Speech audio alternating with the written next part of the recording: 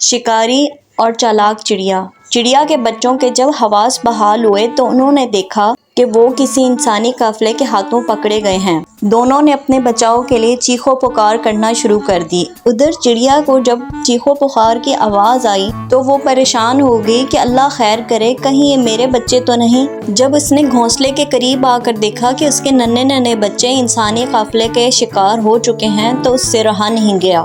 اپنی جان کی پرواہ کیے بغیر اپنے پر پھیلا کر وہ انسانی قافلے کے سروں پر منڈلانے لگی۔ شکاریوں نے جال پھینک کر چڑیا کو بھی پکڑ لیا۔ اسے کھانے کے لیے جب وہ اسے ذبح کرنے لگے تو وہ بولی، مجھ میں ذرا سا تو گوشت ہے اور اس سے تمہارا پیٹ تو نہیں بھرے گا۔ ہاں، اگر تم مجھے آزاد کر دو تو میں تمہیں 2 نصیحت کروں گی جو کہ تمہارے لیے فائدہ مند ہوگی۔ ایک نصیحت میں تمہیں ابھی کروں گی اور ایک جب تم مجھے چھوڑ دو گے تو دیوار پر بیٹھ کر میں دوسری نصیحت کروں گی۔ شکاری نے چڑیا کی بات مانتے ہوئے کہا، تم مجھے پہلی نصیحت کرو تو میں تمہیں چھوڑ دوں گا۔ چنانچہ پہلی نصیحت یہ ہے، جو بات پوری نہیں ہو سکتی اس پر یقین کبھی مت کرنا۔ اب دوسری نصیحت سننے کے لیے شکاری نے چڑیا کو چھوڑ دیا اور وہ دیوار پر جا کر بیٹھ گئی۔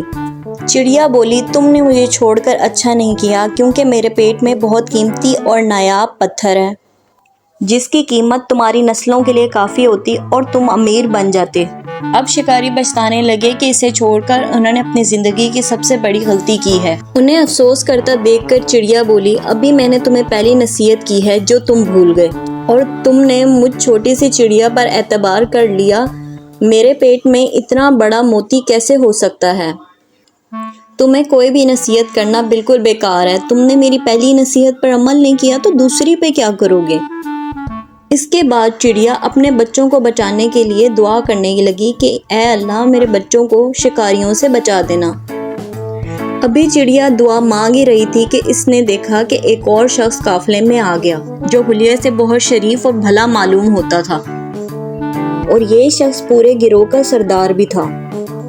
اس نے دیکھا کہ چڑیا بی کے 2 ننھے ننھے بچے اس کے ساتھیوں کے قبضے میں ہیں اور ان بچوں کی ماں پریشان ان بچوں کے گرد منڈلا رہی ہے۔ اس قافلے کے سردار نے اپنے ساتھیوں سے پوچھا کہ کس نے ان معصوم بچوں کو پکڑ کر اس کی ماں کو تڑپایا ہے۔ قافلے کے لوگوں نے ساری بات تفصیل سے اپنے سردار کو سنائی کہ کب سے یہ بچے ہمارے پاس ہیں اور کس طرح ان کی ماں ہمارے سروں پر منڈلا رہی ہے۔ قافلے کا سردار بہت رحم دل تھا۔